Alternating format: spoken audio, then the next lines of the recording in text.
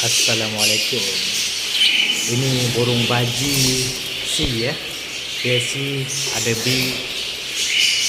Ini kita anak dia daripada yang hari tu lah. Ini kita sudah besar. Ini dekat, kita ambil dekat koloni satu lagi, dekat tempat pembiakan satu lagi. Ini sekarang kita bawa masuk sini untuk kuarantin dulu. Okey.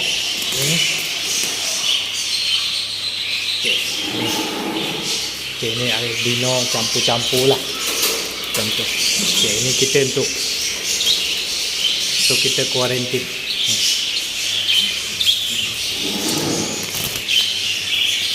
Okey, ini. Oh, dia gigit tengok. Dia gigit. Okey.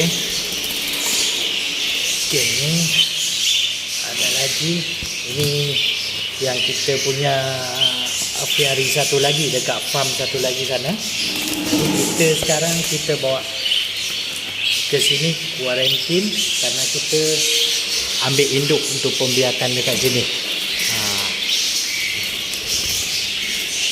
Okey, kita tangkap lagi.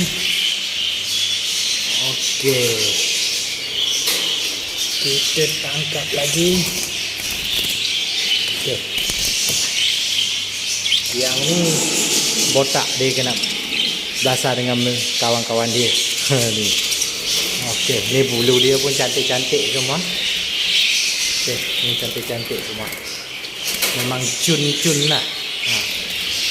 Okey, ni kita ambil lagi.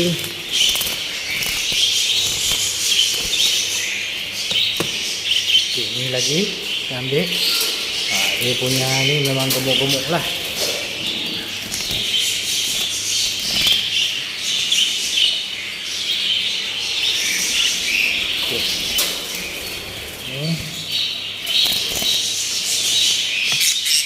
Nah, dia gigit tengok. Dia gigit. Macam ni.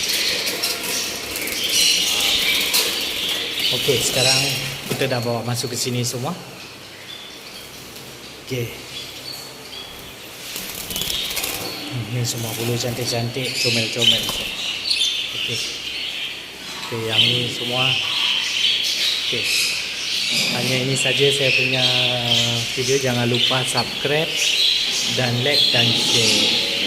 Okey, terima kasih.